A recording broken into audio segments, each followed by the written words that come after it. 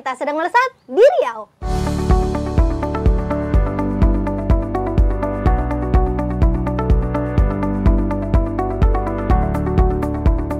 Selamat datang di Melesat, melihat riset vokasi lebih dekat. Bersama saya, Fitriana Rahmawati, sebagai host di episode kali ini. Hari ini kita akan melihat lebih dekat hasil penelitian dari salah satu dosen inspiratif yang ada di Politeknik Kaltech Riau, yaitu Bapak Agus Urip Ariwibowo, dengan judul Smart Glove untuk Alat Bantu Komunikasi Pasien. Nah, di samping saya telah hadir beliau, Bapak Agus. Selamat pagi, Bapak. Selamat pagi, terima kasih sudah diberi kesempatan. Saya juga terima kasih banyak, Bapak. Apa kabar Pak hari ini? Alhamdulillah, baik-baik, sehat. Sehat ya, Pak. Bapak, saya tertarik nih sama penampilan Bapak nih. Ini topi apa sih, Pak? Ini cuma arahan dari Politeknik supaya ada khas Riau-nya. Oh gitu ya. Katanya sih namanya topi tanjak itulah. Oh, gitu. topi tanjak. Oke. Ini biasanya buat acara-acara adat ya, Pak? Ya, betul. Cuman memang ya seperti itulah supaya bisa menampilkan kekhasan gitu kan, karena kebetulan kita kan sedang di Riau ya. Saya jadi tahu nih ternyata ada topi. Mudah-mudahan khas Riau-nya. Iya, okay. Baik Bapak, langsung saja ke penelitian Bapak ya ini ya, terkait Smart Glove untuk alat bantu komunikasi pasien. Nah, ini apa sih Pak? Alat apa? Oh ya.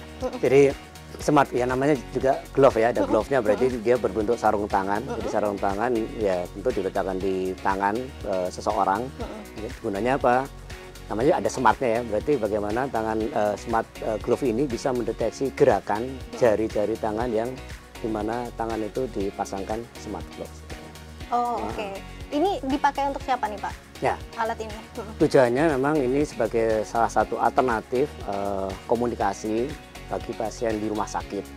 Walaupun memang sekarang sudah ada yang banyak beredar, misalkan intercom, kemudian ada tombol, disebutnya katanya nurse call ya. Jadi kalau intercom, kalau pasien ingin meminta bantuan perawat, ya tentu dia ada tombol yang ditekan, kemudian si pasien mengucapkan apa yang diinginkan. Sedangkan kalau yang tombol ya, karena tombolnya cuma satu ya, nanti akan masuk ke suaranya ke tempat perawat, nanti perawat datang, baru nanti si pasien mengutarakan keinginannya. Jadi perawat baru tahu kalau sudah sampai di tempat pasien seperti itu. Nah, alat ini inginnya ya supaya tadi dengan gerakan jari itu cukup dikenali oleh perawat maksudnya apa, dan ini sebagai alat bantu bagi orang yang mungkin kesulitan dalam verbal komunikasi seperti itu. Oh, baik. Gitu. Nah, ide awalnya nih apa nih Pak, Bapak dan tim melakukan penelitian ini? Ya, ini dari kami punya mitra ya, satu PT Bix Solution Integrasi. Mereka punya rekanan yaitu rumah sakit dan ada klinik juga.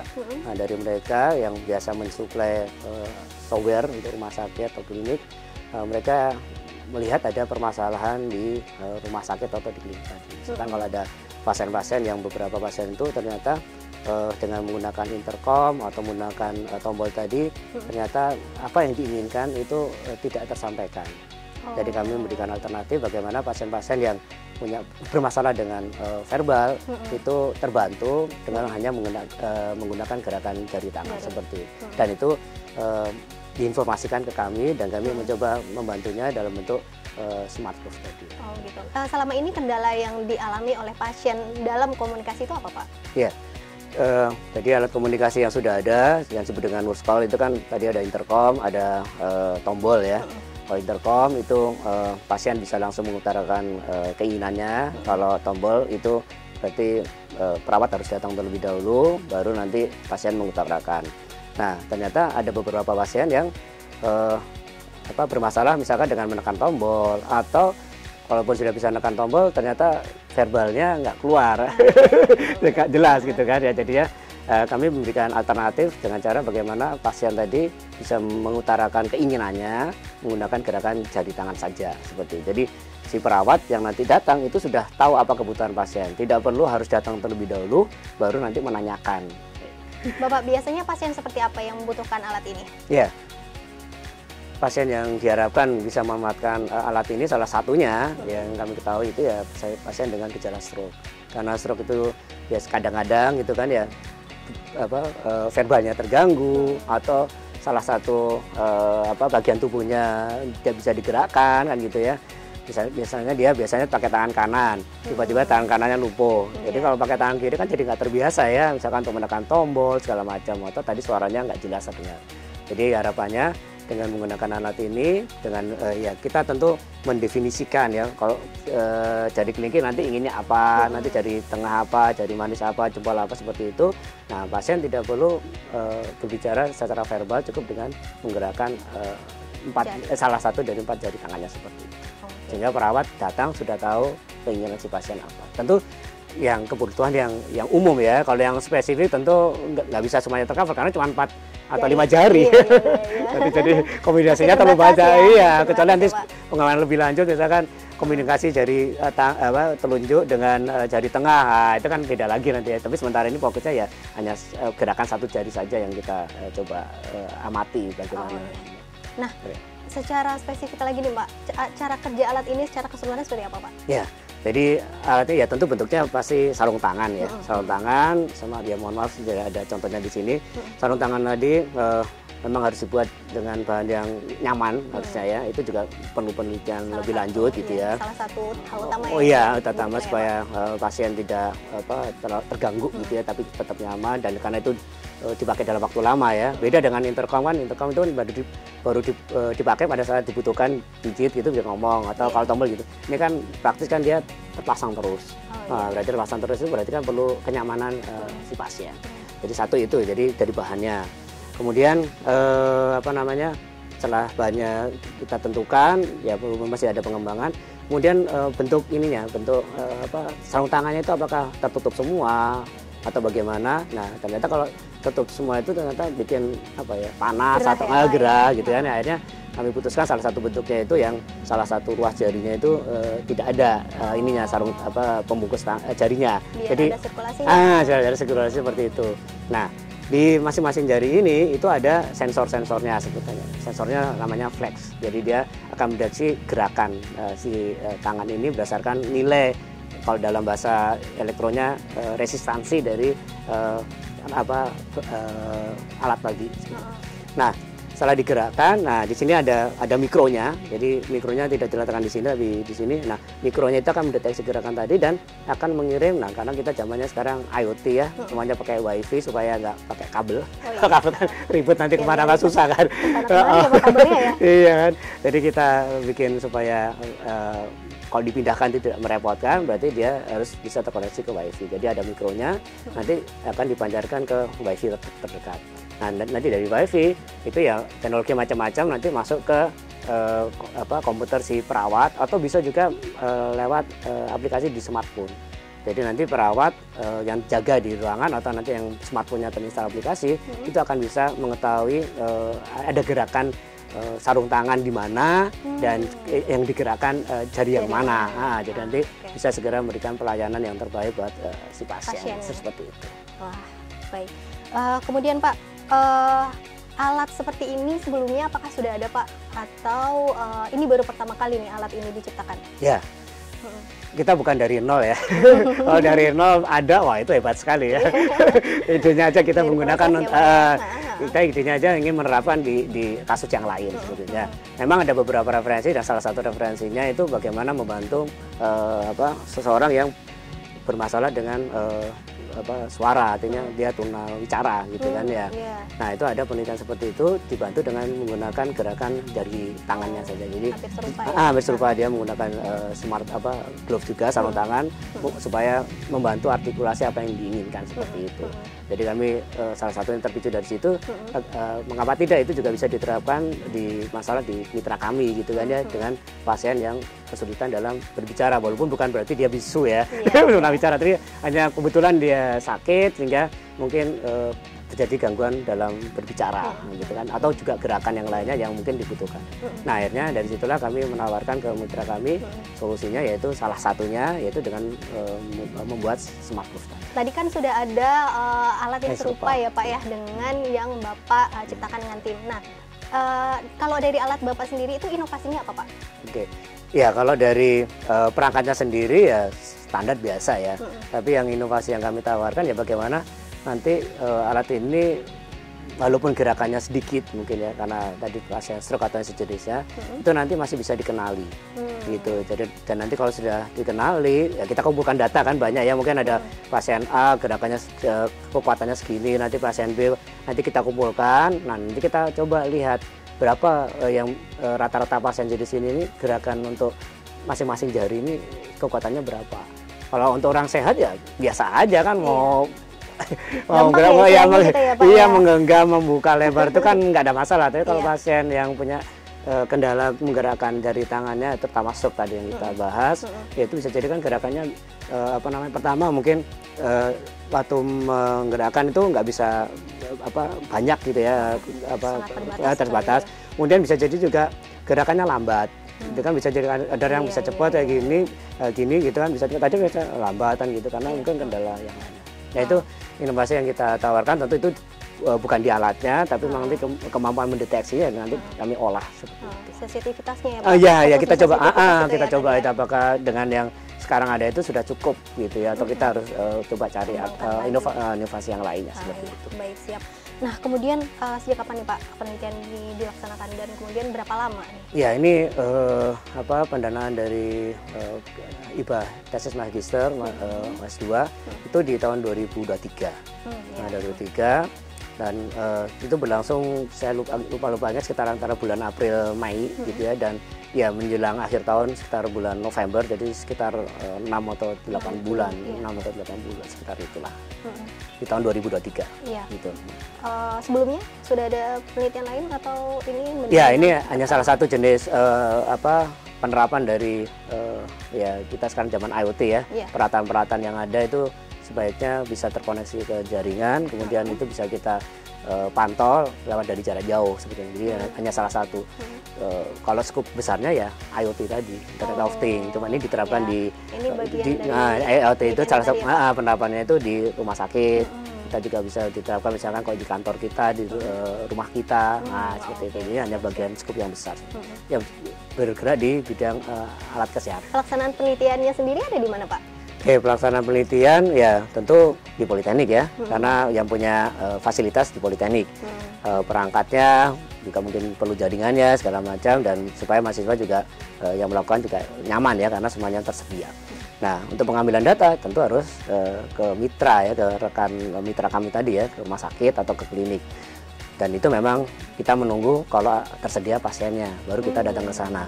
Nanti yang datang ke sana ya biasanya mahasiswa dengan dibantu dengan yang S2 dengan S1 akan ke sana bawa alat untuk dilakukan uji coba di sana. Jadi 2 tempat, di Politeknik dan di rumah sakit di mana pasien berada atau di klinik seperti itu. Iya, berarti langsung mendatangi, iya betul, karena nggak mungkin kita panggil pasiennya ke sini. Repot banget, karena bisa jadi nanti datanya sekeluarga lagi. Oh iya, karena harus pengawasan ya. Iya betul. Nah kemudian siapa saja nih Pak yang berkontribusi dalam penelitian ini atau yang ikut melaksanakan penelitian ini? Ya, tentu kami berdua, kebetulan dosen PCR, saya dengan salah satu dosen yang lain. Kemudian ada mahasiswa S2 karena dia yang paling berperan, karena itu bagian dari tesis beliau gitu ya.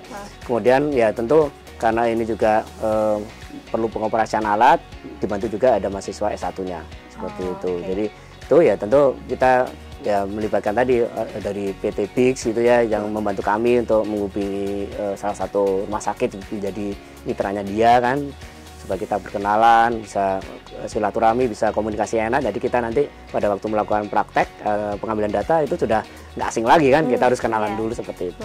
Jadi yang terlibat itu semua di penelitian ini seperti itu. Jadi mitra dari PT tadi sebagai penjembatan komunikasi ya? Si PT-nya itu sebagai penjembatan dengan rumah sakit. Karena kadang-kadang kan memang karena kita dari tidak ada prodi yang berhubungan dengan kesehatan itu kan, kalau kita langsung berhubungan dengan pihak rumah sakit atau klinik itu kan tidak mudah, apalagi baru pertama kali misalkan, itu kan lama. Nah kebetulan alhamdulillah kita punya mitra, dan mitra ini melayani kebutuhan rumah sakit, salah satunya software di rumah sakit seperti itu. Jadi kami melewati mitra kami, jadi berhubungan dengan rumah sakit jadi lebih mudah seperti itu. Kemudian mitra PT sendiri Pak, ada kontribusi juga nggak di penelitian ini? Ya, Ya dia sangat mendukung tadi bagaimana kita bisa bertemu langsung bahkan dengan rumah sakit gitu ya, mereka jadi penghubungnya. Nah itu kalau nggak ada mereka mungkin kita susah ya, apalagi dianggapnya orang baru kan dari rumah sakit ini dari mana ya, walaupun PCR terkenal ya, dikenal di sini ya, tapi kan nggak pernah sebelumnya ada kerjasama, kok tiba-tiba datang itu kan kadang-kadang ada MOU atau LOA segala macam. Nah tentu ya mitra kami ini yang PT BIS ini ya tentu sangat berperan sekali ya, supaya kami untuk mendapatkan pasien dari rumah sakit itu jadi tanda kutip lebih mudah. Dan tadi tentu di awal permasalahan apa yang muncul di rumah sakit tadi kan dari PT-nya ini gitu. Jadi memang penelitian itu tidak harus dari kami PCR, tapi kan kita juga bisa melayani dari mitra kami yang ternyata punya rekanan yang punya masalah yang bisa jadi PCR memberikan solusi seperti itu. Kemudian kontribusi di software sendiri ada nggak Pak? Ya tentu kita maksudnya PT atau ya, PT-nya.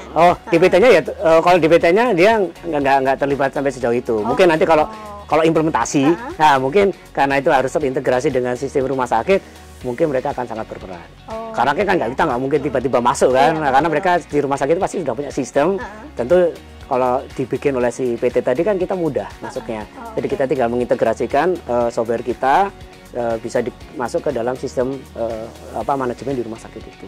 Itu. Tapi itu kan mudah-mudahan nantinya kita lanjutannya kalau nanti bisa diimplementasi dengan produksi yang baik. Nah itu harapannya seperti itu. Jadi kita nggak perlu susah lagi. Iya, betul. Jadi untuk saat ini memang belum sejauh itu. Belum, kita fokus pada pengembangan dulu. Tapi kita harapkan dengan adanya PT BIS ini namanya, dia punya rekan rumah sakit itu kita jadi lebih mudah, apalagi kalau dia yang bikin software rumah sakit itu kan, jadi mengintegrasikan itu jadi ya tidak sesulit kalau kita tiba-tiba masuk. Kan harus menyesuaikan segala. Nanti kita tinggal minta bantuan si PT BIS ini untuk membantu software kita itu bagaimana bisa include ke dalam sistem softwarenya mereka, manajemen mereka. Sobat Vokasi, ini merupakan salah satu wujud nyata dari adanya link and match, yaitu kerjasama antara perguruan tinggi, industri, dan masyarakat untuk menghasilkan suatu produk yang bermanfaat bagi masyarakat tentunya. Kemudian Bapak, tadi kan Bapak menyebutkan ada keterlibatan anggota, mahasiswa, itu dari prodi mana aja Pak? Ya, karena ini merupakan untuk bantuan penelitian magister mahasiswa, maka di sini yang terlibat tentu mahasiswa dari magister S2 ya, jadi dari program studi MTTK Magister Teknik Terapan Komputer. Kemudian untuk membantu pekerjaan beliau karena cuma satu orang, ada D4-nya itu dari D4 Elektro. Jadi mereka yang membantu untuk menyelesaikan peralatan ini sehingga bisa kami uji cobakan dan kita bisa mengambil data seperti itu. Mahasiswanya berapa itu Pak yang terlibat? Kalau yang di S2-nya ya tentu satu, karena kan memang kan satu judul penelitian. Maksudnya saya kurang spesifik. Kalau yang D4-nya ya yang selalu tersedia satu orang. Nanti kalau dibutuhkan lebih dari itu ya kita bisa melibatkan lebih banyak lagi, nggak ada masalah. Iya. Nah kemudian Pak, ada nggak hal menarik yang ditemui Bapak dan tim selama pelaksanaan penelitian ini? Ya, ini permasalahan tidak hanya dari alat ya. Alat ya tentu ada permasalahan sendiri. Tapi permasalahan yang lebih menarik itu pada waktu kita mau mengambil data seperti itu ya. Yang pertama tentu pasien ini karena tidak di tempat kita di rumah sakit, tentu ketersediaan pasien kita mengandalkan informasi dari rumah sakit. Ya. Nah, pada waktu ada ketersediaan pasien, nah tentu kita akan diberitahu, kemudian kita akan datang ke sana. Kebetulan jarak antara tempat kita Politeknik dengan rumah sakit atau klinik itu tidak dekat, ya jauh butuh waktu. Nah, bisa jadi pada saat dihubungi mereka bisa diambil datanya, tapi pada waktu datang ke sana tiba-tiba pasiennya udah kecapean atau apa gitu ya, atau ada kebutuhan yang lain, atau tiba-tiba kondisinya berubah gitu kan. Betul. Atau kadang nggak stabil ya Pak. Nggak stabil, atau kadang-kadang tiba-tiba ya mohon maaf ya, misalkan anggota keluarganya ada yang berubah pikiran. Itu kan jadi kita datang ke sana ya akhirnya ya itu kondisi-kondisi seperti itu memang menarik sekali ya. Jadi artinya tantangan tersendiri, sehingga untuk mendapatkan jumlah pasien yang cukup banyak itu jadi memang nggak mudah seperti itu. Apalagi kalau kita hanya spesifik misalkan pasiennya itu hanya untuk stroke, jadi lebih sempit lagi ya. Jadi kalau kita mau uji coba ke pasien yang permasalahannya berbeda, itu mungkin bisa banyak pilihan. Memang jadi akhirnya di penelitian kami selain yang punya masalah stroke, kita juga ngambil pasien-pasien dengan gejala-gejala yang lain juga seperti itu. Apakah mereka juga terganggu dengan gerakan jari tangannya itu atau tidak terganggu? Nah, kita bisa tahu juga kan. Jadi kita punya datanya, pasien ini gejalanya apa, gerakan jari tangan seperti apa, pasien ini gerakan jari tangan seperti apa. Jadi kita bisa punya itu. Cuman memang akhirnya kita jadi tanda kutip mungkin sedikit tidak fokus. Tapi kita tetap nanti yang untuk stroke ini akan kita lebih berbanyak daripada yang gejala-gejala yang lain supaya kita bisa lebih fokus seperti itu. Artinya bisa jadi membutuhkan waktu yang lebih lama ya Pak untuk karena fokus ke stroke sendiri. Iya betul. Jadi kita karena hanya bisa mengandalkan informasi dari klinik atau rumah sakit ya, karena kita yang bukan punya pasien ya. Betul sih Pak. Iya, itu kendala tersendiri itu. Nah kemudian Pak, dari penelitian ini apa aja Pak keluaran atau output yang dihasilkan? Ya, kami sudah melakukan bukan submit ya, sudah terbit di salah satu jurnal nasional Sinta 4 gitu ya, akhir tahun lalu seperti itu. Jadi itu yang memang yang di program kita di NTTK itu memang minimal mahasiswa itu juga harus punya produk paper seperti itu. Jadi itu yang kami hasilkan salah satunya. Selain tadi peralatannya sekarang softwarenya, hardwarenya gitu, seperti itu. Dan itu masih ya perlu pengembangan, apalagi tadi ya kalau nanti mau diintegrasikan dengan sistem di rumah sakit itu kan bisa jadi tantangannya berbeda lagi. Betul. Pak, tadi kan terkait kendala sosial ya. Nah, sekarang ada nggak kendala teknis saat mengaplikasikan alat tersebut? Ya, awalnya memang pertama keputusan bentuk smart glove-nya teknis ya. Apakah semua jari ini harus tertutup semua, atau kalau dikhawatirkan itu akan tidak membuat nyaman si pengguna. Mungkin karena terlalu lama kan nanti suatu saat kan itu akan dipakai lama ya, kan tidak seperti intercom atau bel itu kan baru digunakan pada saat diperlukan. Sedangkan ini kan nggak diperlukan pun dia harus terpasang di tangan pasien gitu. Ini tantangan tersendiri ya. Selama dia dirawat di situ kan itu harus dipakai terus, bukan berarti nanti diperlukan pada saat diperlukan aja baru dipakai kan terlambat gitu kan. Jadi kan terpasang terus. Nah, itu kan kenyamanan itu ya, sirkulasi udara, kemudian kualitas bahannya. Ya, sekarang kan kami kan mencobanya kan hanya untuk pengambilan data itu kan sebentar, mungkin 10-15 menit. Tapi nanti kalau dipakai lama sama si pasien gimana? Kita juga belum tahu itu sebetulnya. Itu jadi tentu ada penelitian yang mungkin sedikit berbeda untuk mengetahui kualitas dari si smartnya, glove-nya ini tadi seperti itu. Jadi itu perlu ini. Kemudian ya itu kalau untuk alat ya itu. Kemudian masalah nanti penerapan IoT-nya ya kita nggak tahu nih kondisi di rumah sakit kan ya. Karena ya sekarang semuanya sudah pakai wifi segala macam. Bagaimana alat kita ini nanti kalau dipasangkan di suatu ruangan itu bisa langsung connect ke satu wifi. Jangan sampai nanti mau connect ke wifi-nya lama, repot. Kalau jadi terlambat ya Pak. Iya, terlambat ya kan, atau nanti terkendala tiba-tiba pasiennya butuh ini tiba-tiba jaringan putus. Nah, itu gimana kita mendeteksinya ya? Itu juga mungkin tantangan tersendiri secara teknis gitu kan ya. Artinya setiap perangkat itu bisa dipastikan setiap berapa saat itu harus dimonitoring dia terkonek enggak. Itu kan bukan masalah yang sepele juga kan, apalagi kan kalau satu sih nggak apa-apa. Lah kalau banyak gimana? Iya betul. Dan ada kendala barengan gitu ya. Itu kan kita harus tahu beda dengan intercom sama tombol tadi kan biasanya ya dia fix di tempat itu gitu ya. Artinya dengan kabel sudah terhubung gitu ya. Tapi kalau smart glove ini karena dia wireless kan bisa jadi terjadi perpindahan alat gitu ya. Dan tadi pasien kondisi tertentu itu kan bisa jadi posisinya ada di tempat yang berbeda. Jadi alat ini kan glove ini kan bisa berpindah. Nah berpindah itu kan jadi kan kondisi yang tempat baru itu bagaimana itu kan harus bisa deteksi juga. Nah segala macam itu kan harus diperhitungkan juga. Dan itu tentu ya kalau ingin nanti bisa benar-benar diimplementasikan di lapangan seperti itu. Saya sudah kebayang, tapi tentu kita tidak berfokus ke masalah yang memang masih agak jauh ya. Kita fokusnya di masalah yang bisa diselesaikan dalam waktu dekat ini apa gitu. Karena itu pasti roadmap-nya nggak sebentar panjang. Iya. Pak dari penelitian ini apa saja luaran yang telah dihasilkan? Ya, tentu luaran yang paling nyata ya tentu perangkatnya sendiri ya.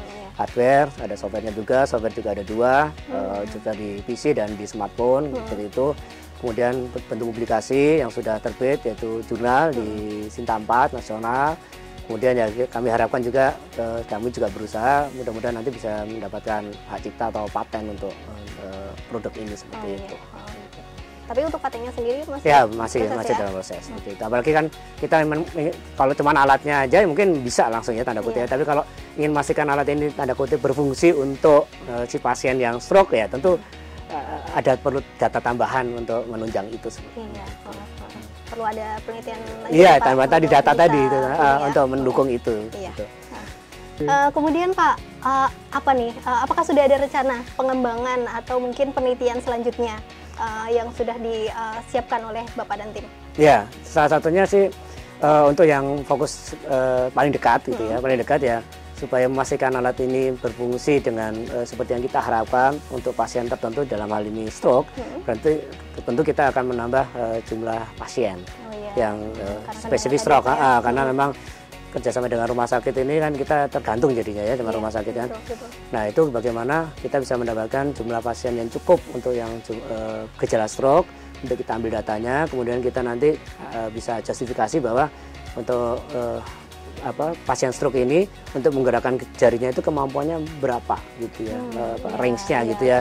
Apakah hanya cuma sedikit aja gitu kan? Jangan sampai itu tremor gitu. Di perawatan nanti gerak semuanya kan nanti ini kok pasiennya kok semua jari digerakkan atau ini gerakan yang benar diinginkan atau gerakan yang yang tidak terkendali kan. Nah, itu kan juga perlu uji coba juga kan itu ya tentu ada tahapannya lah itu nanti. Tapi kita ya mudah-mudahan diberi kemampuan untuk menyelesaikan masalah-masalah tadi itu, terutama tadi jumlah pasien yang mudah-mudahan jumlahnya bisa dianggap mewakili lah. Seperti itu. Ya. Pertanyaan terakhir nih untuk Bapak.